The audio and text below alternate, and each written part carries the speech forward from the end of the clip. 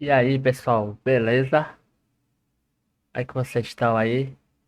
O que estão achando do nosso curso Conhecendo a Golang? A gente já viu bastante coisa até aqui, né? Já estamos aqui na aula de número 19. Espero que vocês estejam gostando do curso. E aí, se estão gostando, aproveita aí esse momento, dá aquele like maroto aí no vídeo. Se inscreve no canal se ainda não for inscrito. Compartilha também aí com seus amigos, parentes, conhecidos, todos. Então compartilha aí o canal pra gente crescer e poder levar esse conteúdo aí a cada vez mais pessoas. Então aproveitando aqui o começo para fazer esse anúncio aí, né? Para que você não se esqueça aí. Às vezes chega lá no final do vídeo, né? Terminou o vídeo ali, você esquece e tal. Aproveita agora que a gente não começou ainda. Dá aquele like aí no vídeo. E aí, bora lá para nossa aula de hoje. Hoje é a aula 19. Então, a gente vai continuar a ver structs, né? Vou dar um nome aqui, sei lá, intermediário aqui. Seria a parte 2 aqui do structs. A gente começou a ver structs na aula passada. A gente viu que a gente consegue criar tipos em Go. A gente havia criado primeiro um tipo alias, né? Que tem sua utilidade lá, mas também tem suas limitações. É muito bom para dar mais semântica, mas você não consegue fazer tanta coisa ali com o type. E aí a gente aprendeu que o type ele tem outros tipos, que não só os tipos alias. E esse tipo um deles é o struct. Então a gente viu na aula passada como criar um struct com do aluno, lá, lembra? A gente criou lá o aluno com o nome, com as notas dele, uma forma de melhorar aquele programa que a gente havia feito lá com mapa, agora usando structs. E aí hoje a gente vai continuar o nosso estudo sobre structs. A gente depois ainda vai ter mais uma aula com uma parte um pouco mais avançada. Então por isso que eu estou chamando aqui de intermediário, porque sai ali do básico, mas vai ter mais uma de avançado, certo? Então o que, que a gente vai ver hoje? A gente vai ver como a gente faz para criar métodos em structs. A gente vai ver como criar esse conceito de funções construtoras. Vocês vão ver que é bem interessante e é um pouco diferente do que a gente está acostumado com a linguagem de orientação a objeto. E a gente vai ver um pouco como usar um struct ali parecido com uma classe. Vocês vão ver que Go não tem classe, mas a gente vai ver que dá para usar alguns conceitos ali, certo? Então vamos lá para nossa boa e velha Function Main e começar o nosso aprendizado aqui de hoje, certo? Bom, a gente já sabe como criar um tipo em Go, né? Um tipo struct. Então a gente criou, por exemplo, na aula passada, um tipo aluno e a gente falou que ele é um struct. Esse struct ele tem atributos, né? A gente chama de atributos ou propriedades. Então eu posso colocar aqui o nome, dizer que é uma string. Eu posso colocar aqui as notas. A gente disse que era, por exemplo, um array, né? Na aula passada, um array de 4 posições. Então a gente fez isso aqui. E aí, essa struct a gente consegue iniciar dessa forma, né? Então eu tenho aqui aluno, vou colocar aqui outra pessoa, caiu. E a gente pode colocar, criar um array aqui, né? Assim, 8, 6, 10. Então, isso aqui a gente já meio que tinha visto na aula passada, certo? Simples aqui. Criamos uma struct, conseguimos imprimir ela, conseguimos acessar aqui os valores também. Aí eu posso imprimir só o nome, só as notas e por aí vai. Então isso aqui é a principal característica de uma struct, né? Eu consigo acessar os atributos, além de eu conseguir ter uma estrutura ali com vários tipos diferentes, eu consigo acessar aquelas informações.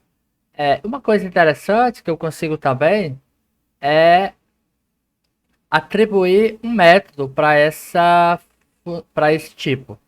Como que eu faço isso? A gente já até viu como criar métodos em tipos. Tá? Então a gente também pode fazer isso aqui no struct.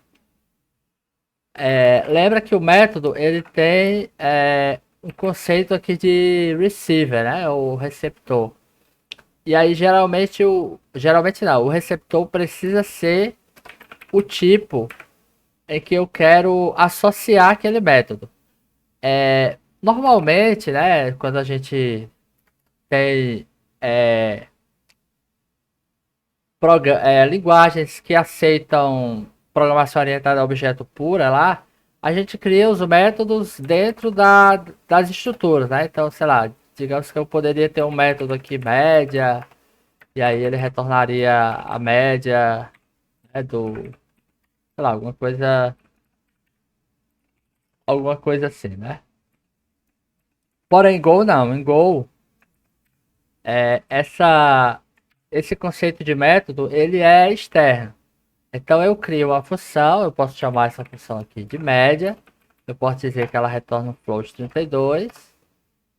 E aí, ó, quando eu faço isso daqui, quando eu atribuo o receiver com um tipo, isso significa que esse método ele passa a estar associado ou attached, né, como a gente fala em inglês, a esse tipo. Então, a partir daqui eu consigo fazer a ponto média, certo? Por enquanto, esse cara aqui não está fazendo nada, mas a gente vai fazer agora, né? Então, eu posso criar aqui uma soma e dizer que ela é um float 32. Eu vou retornar essa soma dividido por 4.0, por exemplo. E aí eu posso fazer um for, por exemplo, eu vou chamar aqui de... Aqui é a.notas. Notas, são as minhas notas. E aí eu simplesmente somo cada valor, né? Eu estou ignorando aqui o índice, né? Mas poderia usar o for tradicional usando um índice, mas beleza, aqui resolve. E aí pronto, se eu retornar aqui esse valor, ele vai calcular essa média. Ou seja, deu aqui 7.25, certo? Então, se você fizer a média, vai dar esse valor, né? 16, 21, 29, dá 7.25 dividido por 4, certo? Bom, então, dessa forma, eu consigo criar métodos. Né? Isso aqui é bem legal para você dar essa característica de comportamento para os seus tipos. Então, quando a gente estuda lá O, né? A gente diz que uma classe ela tem propriedades e comportamentos. Então aqui dá para simular também isso. Aí embora, como eu falei, como o método aqui é uma estrutura associada, né? Então é um pouco diferente o conceito, mas é intercambiável, né? Podemos dizer assim. E aí assim, partindo nessa linha de pensamento, a gente tem a gente viu várias formas de inicializar uma struct, certo? A gente viu que dá para passar dessa maneira, né? Com os tipos aqui em ordem, né? A gente viu que dá para passar também colocando o nome dos atributos, e aí dessa forma eu consigo, se o atributo ali não for colocado, ele vai pegar o valor default.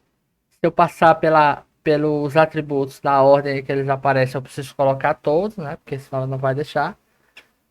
E aí você pode pensar que isso daqui é como se fosse uma espécie de construtor, mas não é bem assim, né? Então, Go não tem esse conceito de método construtor, como a gente tem em outras linguagens, onde a gente cria ali um método e quando a classe é instanciada, aquele método é chamado. Não, aqui não existe esse conceito de método construtor. Embora isso aqui pareça muito, certo? Mas uma coisa que é bem comum é, a gente fazer é criar esse conceito aqui, né, que eu estou chamando aqui de função construtora. O que é uma função construtora? Como o próprio nome já diz, é uma função que vai auxiliar você na construção de um objeto. Mas para que eu preciso disso? Bom, existem algumas situações, né? Essa situação talvez ela não seja interessante, porque eu só tenho dois parâmetros aqui e eles são obrigatórios, e então eu posso fazer a inicialização da struct dessa maneira. Mas digamos que eu colocasse outros atributos aqui nessa minha struct. Aí, digamos que eu colocasse aqui, por exemplo, a turma. Digamos que eu colocasse aqui a disciplina. Qual é a disciplina que eu estou calculando? Digamos que ao invés de eu passar aqui um float, desculpa, um array, eu quisesse colocar um slice. Só que aí o slice ele vai fazer com que eu consiga colocar ali infinitos valores. E aí eu não quero infinitos valores, eu quero limitar. Então, sei lá, vamos dizer que eu crie aqui um atributo, sei lá, número de notas. E aí esse cara aqui é um inteiro, certo? Posso até colocar aqui o int 8, por exemplo. Porque notas, eu não vou ter notas negativas, não vou ter bilhões de notas, então eu posso usar um número menor. Quando eu faço isso aqui, então agora o meu construtor aqui, eu vou precisar, o meu construtor não, a minha estrutura, ela vai precisar de mais valores para serem inicializados. Alguns desses valores eu gostaria que o usuário não passasse diretamente, né? Porque, sei lá, de repente é a lógica ali do meu programa. Vamos dizer que a média o número de notas da minha escola são 4. Então eu quero que isso fique fixo em algum lugar e o cara não altere. Então, para isso,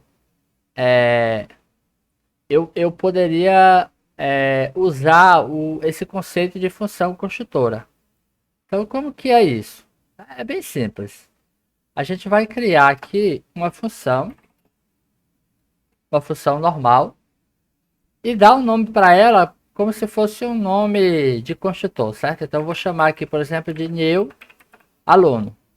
Isso aqui é um padrão que vocês vão encontrar bastante aí na comunidade. Então, se eu quero criar um construtor ali, uma função construtora, eu coloco new e o nome da struct dela. E esse meu new aluno, ele vai receber os atributos necessários para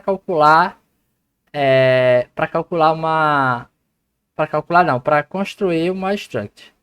Então, digamos que eu queira passar aqui diferente. Então, eu vou passar, por exemplo, eu vou passar o nome, eu vou passar a turma, eu vou passar a disciplina. E eu vou colocar aqui as notas como sendo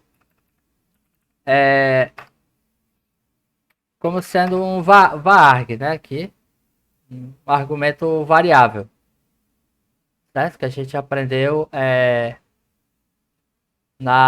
Acho que foi na lição passada, se eu não me engano, certo? E aí, esse cara aqui, ele vai me retornar um aluno, certo? Então, eu vou já retornar aqui só para parar ali de dar erro. Deixa eu ver aqui, tem que estar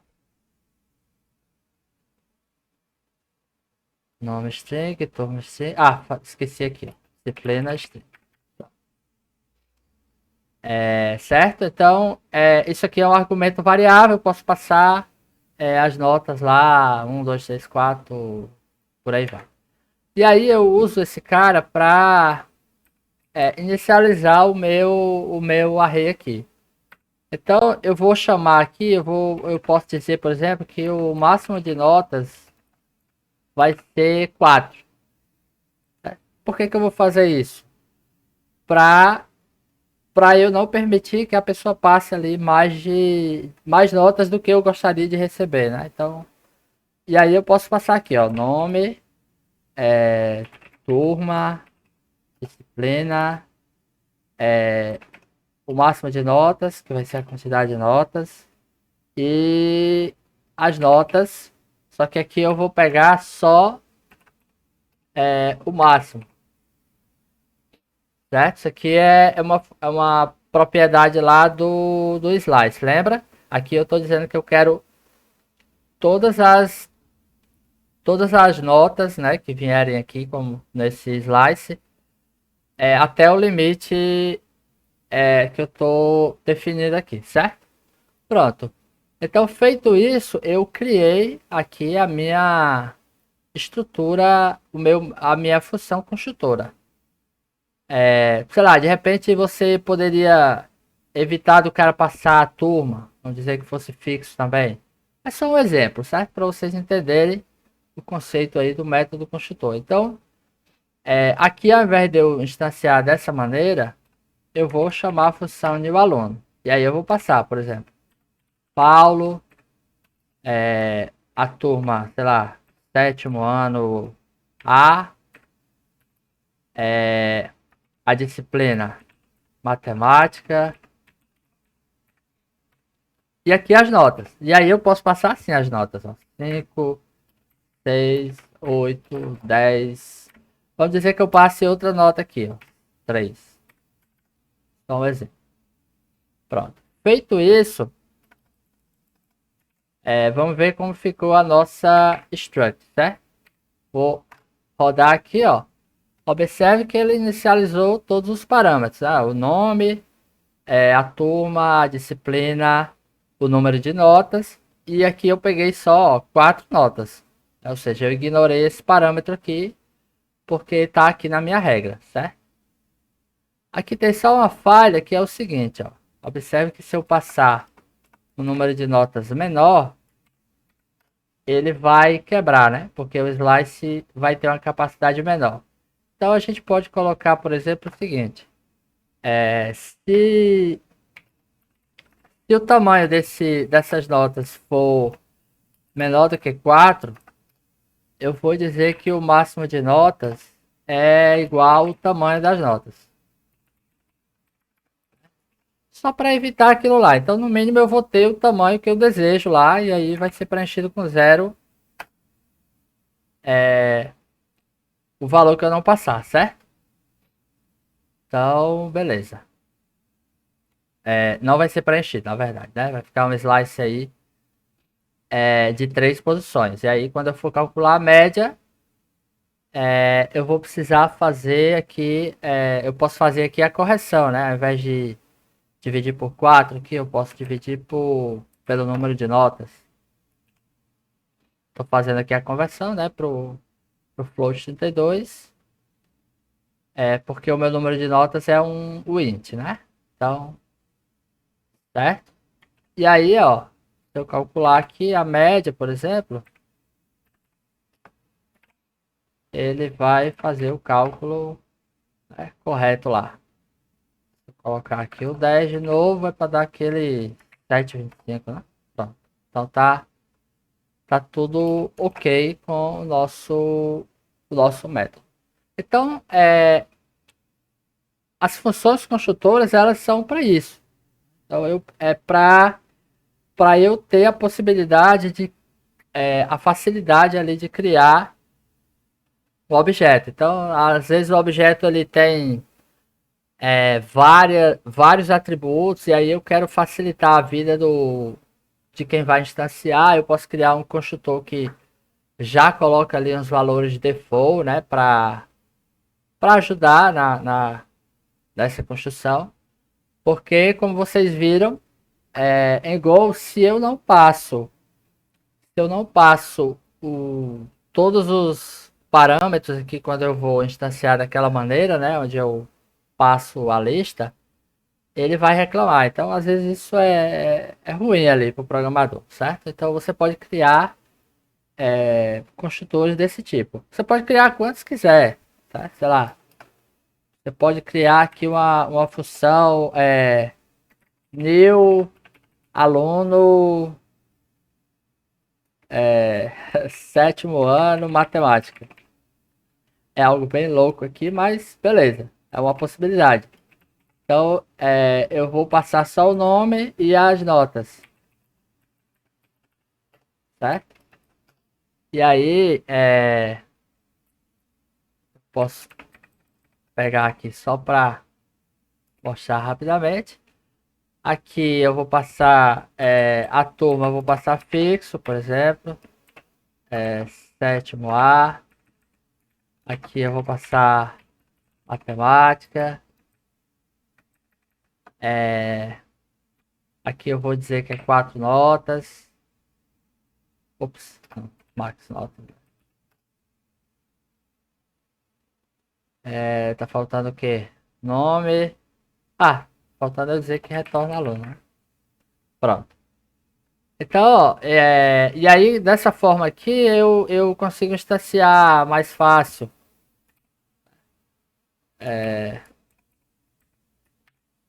Eu sei que pode parecer meio bobinho aqui o exemplo, pessoal, mas é para vocês captarem a ideia, certo? O que que eu tô passando aqui? Vamos ver.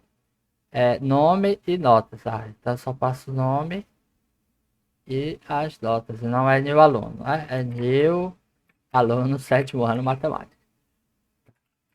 Ah, beleza. E, é,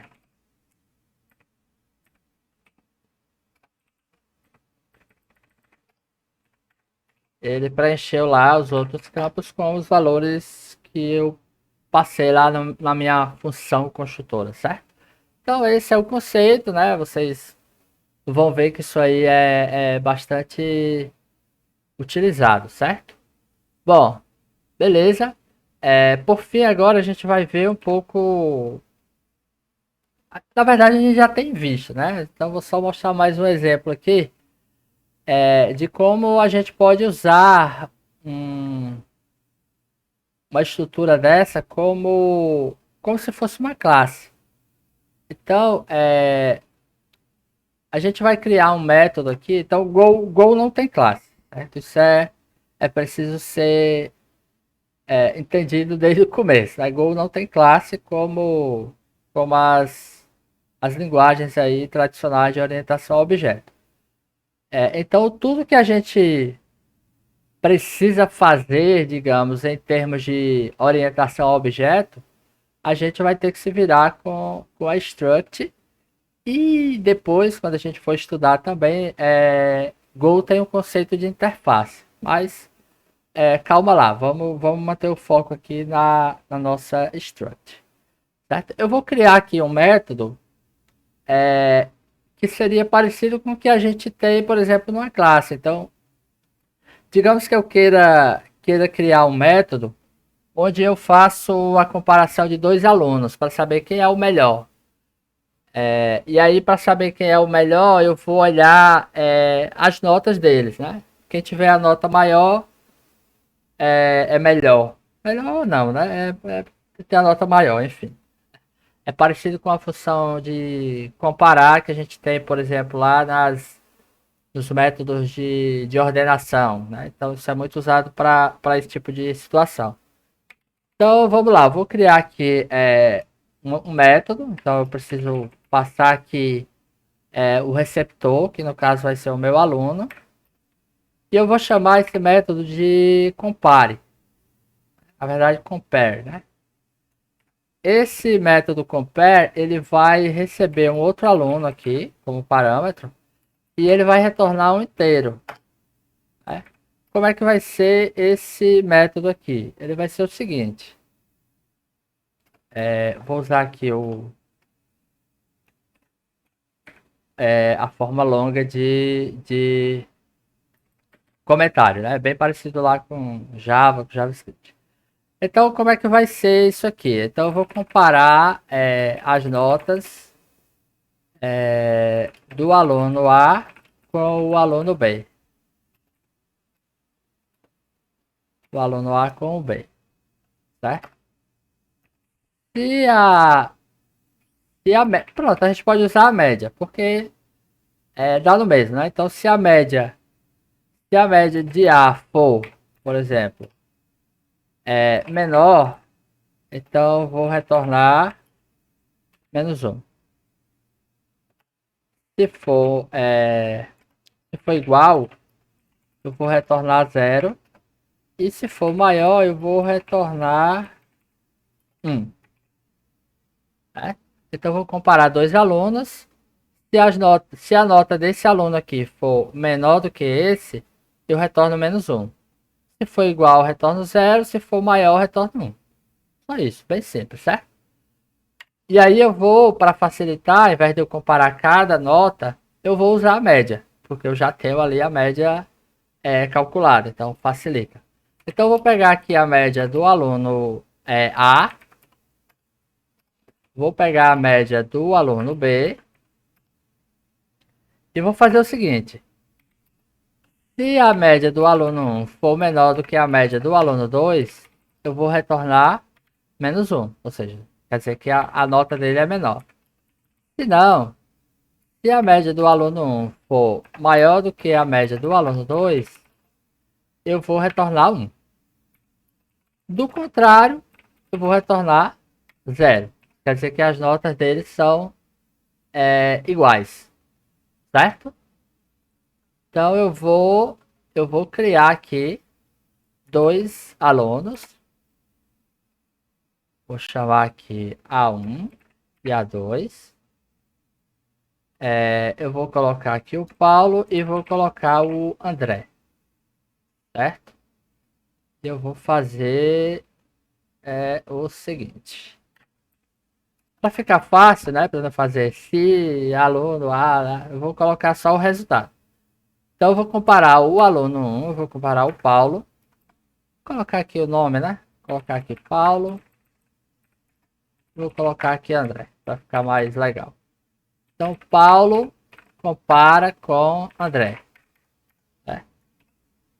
Então vamos lá. Tá aqui as notas. Eu vou mudar a nota aqui do Paulo para 7, para 9. Né? E aí eu vou comparar. Pronto.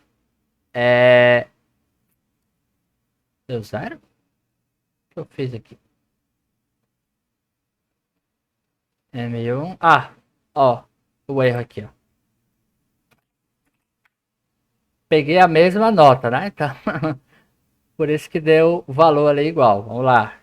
Corrigir, ignore. Então o erro estava aqui, que eu estava pegando a média do aluno A. Então aqui a média 2 é a do aluno B que eu estou passando como parâmetro. Então agora, beleza. Agora valendo. Rodei, retornou menos 1. Isso quer dizer o quê? Que as notas do Paulo são menores do que as notas do André. Certo? Então, porque eu baixei aqui para 9. Eu vou fazer o contrário, vou deixar aqui 10 e eu vou baixar aqui para 9. Vamos rodar. E agora deu 1, ou seja, as notas do Paulo são maiores do que a nota do André. E agora o teste final é as notas iguais. Então aqui é para dar quanto? 0. Rodou 0, ou seja, as notas dos dois alunos são iguais. Certo? Então é isso, né? Então você tem aqui um método, né, que simula muito parecido com o que a gente tem lá em orientação a objeto lá com as classes. Então eu estou usando aqui um método para comparar dois objetos, né? Dois objetos na verdade não, né? Duas estruturas, as notas dos alunos de dois alunos. Certo? Então bem tranquilo, bem tranquilo. É claro, né? Se vocês lembram daquela aula lá que a gente falou sobre float, aqui tem um leve problema esse programa, que é em relação a precisão, né? Lembra lá que a gente falou sobre precisão? Mas assim, para esse contexto aqui de notas, não atrapalha, porque a precisão não precisa de tanta precisão, porque a gente geralmente trabalha com duas casas decimais no máximo. Mas, por exemplo, se eu colocar aqui a nota, por exemplo, 4.9, Paulo é para ser, a nota dele é para ser menor do que Paulo André, né? Porque 4.9 é menor do que 5. Então no final a média vai dar um pouco menor. Então se eu rodar, show, beleza, deu -1. Só que se eu fizer isso aqui, ó, e agora se eu rodar, ó, opa, aqui deu 0, né? Ou seja, tá dizendo que são iguais. Na verdade não são, mas se a gente se a gente quisesse ser preciosista, né, a gente faria aqui nesse último else aquele uso lá da precisão. Então a gente subtrairia as duas notas se a precisão der, sei lá, 0,001. Então a gente consideraria isso como sendo igual, né? Aqui o Gol tá tratando igual porque ele faz esse cálculo lá, né? Então, sei lá, vamos ver aqui qual é o limite. 3, 4, 4 ainda não. 5, ainda não. 6, acho que é 6. Pronto, 6. Então, 6 casas decimais, aí ele já faz o arredondamento. Certo? Então, beleza aqui, ó. Métodozinho que a gente usa para comparar. Joia, pessoal. Então, para a aula de hoje era isso.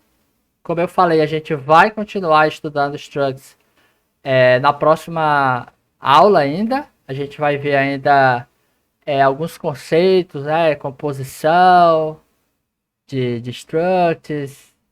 Vai ser bem legal também, certo? Então, mais uma vez quero agradecer a todo mundo que está curtindo aí, assistindo essa nossa série de aulas, aprendendo aí junto comigo.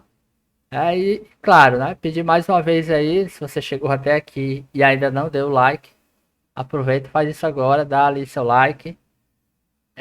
E se você realmente gostou desse vídeo, né? Aproveita, pega ele aí, compartilha nos seus círculos aí e ajuda a gente a crescer mais e mais no nosso canal. Valeu? Então a gente se vê na próxima semana. Fui.